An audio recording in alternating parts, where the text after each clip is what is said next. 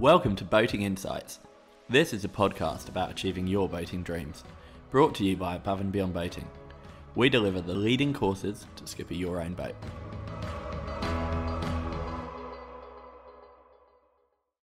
Hi there, I'm Neil Driscoll, and today in the podcast I'm going to be talking to you about your skippering style for now and where you would like to get it to later on. I always find this one a funny one to start thinking about, because often you're hopefully getting out and doing your skippering at the moment. It's trying to sort of think about, well, what is it that I want to be doing in maybe longer term, 4 or 5 years time, or potentially quite short term, like in a few weeks or months, and then just trying to do a bit of without being too formal on this, but it's a bit of a gap analysis of where your holes are at the moment as a skipper and what you could then do to fill it. So starting with a couple of fairly obvious ones. When you're looking at your skippering techniques at the moment, are you comfortable handling the boat under power, comfortable with getting in and out of unfamiliar locations in marinas as well as your own? I find that's quite a big one. You can get very comfortable, hopefully anyway, very comfortable at parking your boat in your location. But what happens when you then kind of go off somewhere else and you need to get in? Do you feel like you've got the transferable skills and also the understanding of things like the mooring lines, if you're used to using fixed mooring lines where you normally live? So that's one side of things. But also then when you kind of delve a bit deeper, you want to start doing longer trips. If you can have a look at the kind of skippering that you would like to be doing X point in the future, it allows you to start thinking about just the practical logistics. Okay, so how independent do we need to be? How many days at sea are we going to have?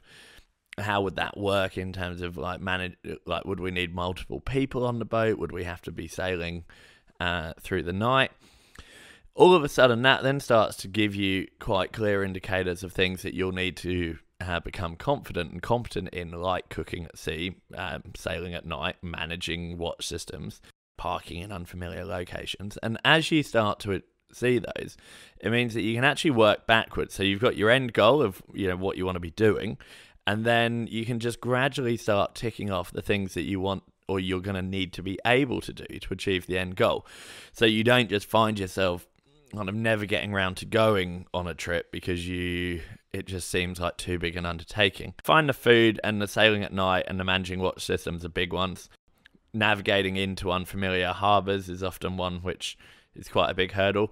And you can just start addressing those one thing at a time, just on short passages and stuff that, I get into quite often. The other side is then your maintenance and management of the boat. So you might have been doing lots of that already. You may well have, other than potentially paying the invoices, you might have been very hands off.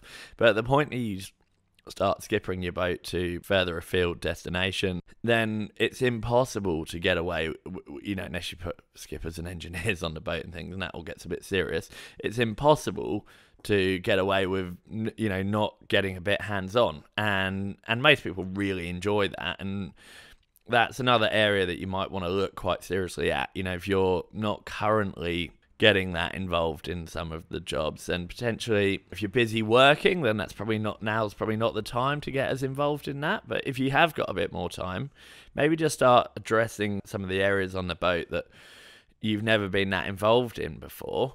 You can just start, getting your head around seemingly straightforward tasks, and that feeds into checking. So the most logical way of doing that is to just talk to the trades that you use and see if they would mind if you could assist them when you next get the engine serviced or whatever you might be getting done. Make sure they know that you understand that means it'll probably take a bit longer, but that you just want to get a bit of extra knowledge and to start upskilling that way.